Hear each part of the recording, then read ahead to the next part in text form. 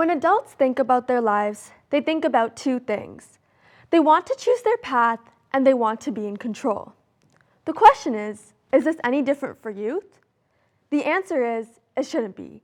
However, sometimes that isn't the case. As youth, we're seen as less competent and not being able to do the same things as adults. The only reason it may seem that way is because we were never taught how to do those things at a young age. As a kid, do you remember being asked the same question over and over again? What do you want to be when you grow up?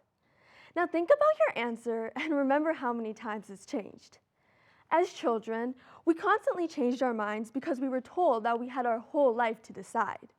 And yes, although it is perfectly normal to have a decision change multiple times, the thing is, when the time comes to make that decision, we have absolutely no idea what the answer is. This is a common theme not only with decisions about our future, but with many others. The reasoning behind this is because of three main factors. First, we were never taught how to make proper decisions. Second, we have a constant fear of regret. And third, we don't know how to navigate the gray area of right and wrong. Being indecisive, especially as youth, is completely natural and should not be frowned upon. However, there are things children can do to overcome these barricades and to learn how to handle these big decisions so that they themselves can play a role in choosing their own path. It is extremely important for children to have a voice in their own life, and it all has to do with how much responsibility they are given at a young age. I am now at the age where I have to figure out what I want to do after high school, where I want to go, what I want to pursue, and how I want to pursue it. Thankfully, I have had a good amount of say in what I have done in my life. This means that although it is still hard to decide these things, I feel more prepared to make these life-changing decisions. Let me give you an example. I've been a dancer for 12 years. That's 78% of my life. I started recreational when I was only 3.5 years old, and when I was 8, I started to compete. Unlike other dancers, it wasn't my only focus. I played other sports like swimming and soccer, which meant I didn't take as many styles. Because of this, when I was around 12 and decided to focus solely on dance, I was behind. I was constantly with different groups of people in different classes where everyone else had friends. I was put with kids who were younger than me and some of them who were even better than me. I didn't feel like I belonged, and I felt insecure. The times that I did put myself out there and made friends, I wasn't in their dance group because I wasn't at their level. This made me start to feel self-conscious in front of them. And though I used to love dance, feeling like an outsider made me absolutely hate it. It was difficult for me to hear teachers saying things like, dance should feel like a home and you'll build friendships that last forever, when my experience was completely different compared to my peers.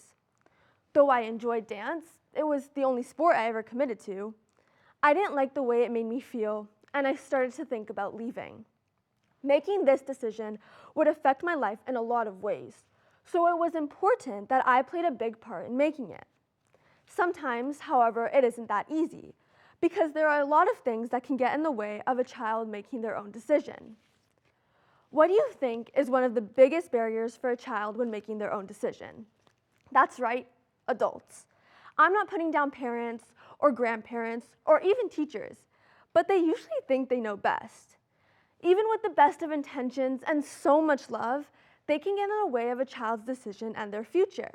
And shouldn't children be a part of the decisions that will affect how their life turns out? After all, they're the ones who will be living it. One of the hardest decisions I ever made was leaving competitive dance. Because the way it made me feel, I ended up leaving the competition program and joining recreational. I clearly didn't make this decision overnight. It happened over time because of how unhappy I was. This was a decision I'm proud of myself for making. However, sometimes looking back, there were times where I was only focused on the what I want part instead of really understanding how this decision would affect my future. That is why children need help. We need to be a part of the decision-making process, but we still need to be coached through the steps. The most important part of children making their own decisions is to have support from their parents or guardians. Just because they want to do this themselves, and just because they should, does not mean they should be doing it alone. We can't carry the weight of the entire decision on our shoulders. That would be scary.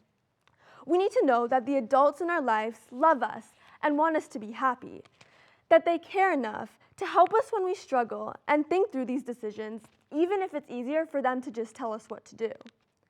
When you're a kid and you're in a situation you don't know how to handle, the last thing you need is to be told to do whatever you want or to figure it out. It makes the decision even more unclear. Giving children help also doesn't mean deciding for them.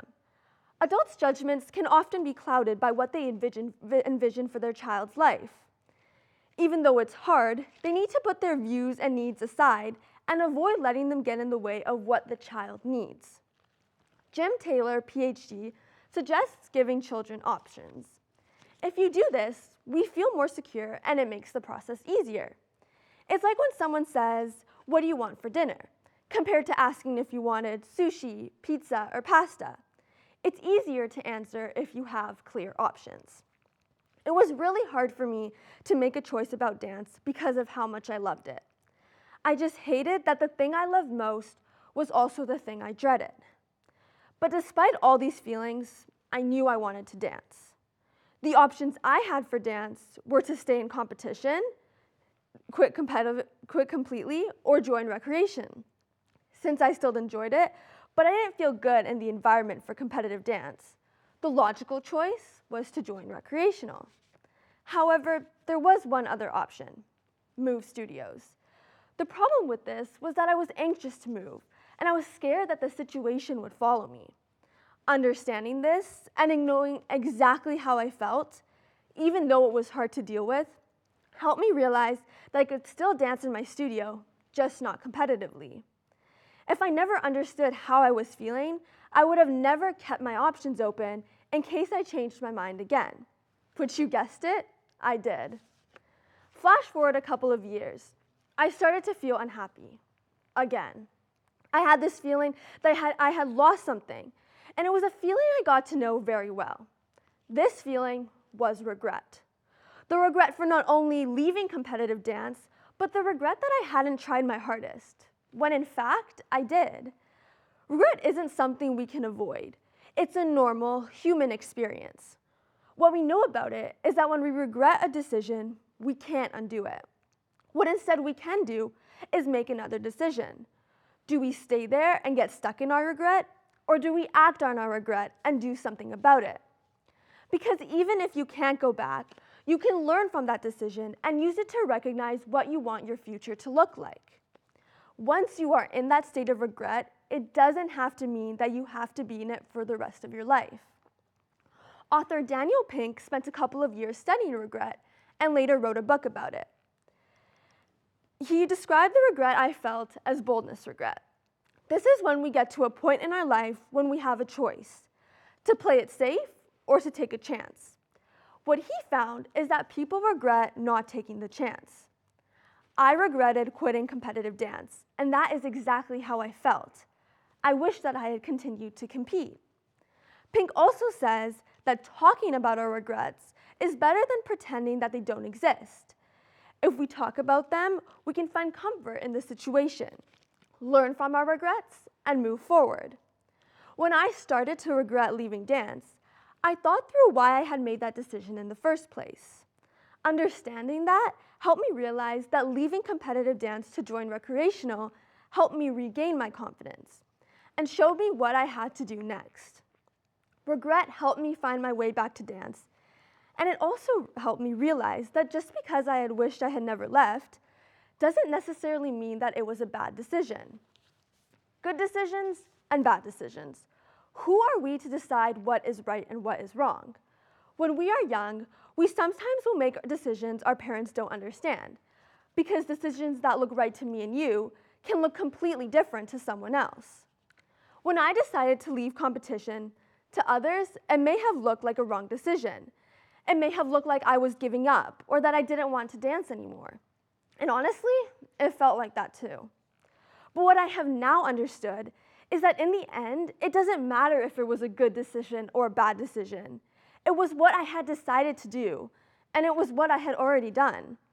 All that was important was that I was able to recognize my feelings in this situation, understand that I was unhappy, and do something to fix that. Just because you regret something doesn't mean that it was a bad decision. Sometimes we are going to make decisions that our future selves won't agree with, because we are constantly changing and growing. It is always a good idea to keep in mind your future self when making decisions, but it is never a bad idea to focus on your present self. So maybe I never needed to regret my decision at all. Looking back, if I hadn't decided to leave competition, my life could have turned out completely different.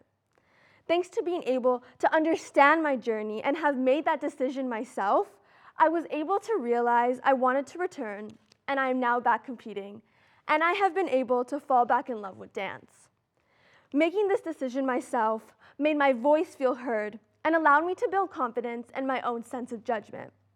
It is so important to learn how to make decisions as a child and adolescent, because it taught me about regret and how to move forward, and most of all, it gave me the opportunity to choose my own path. Thank you.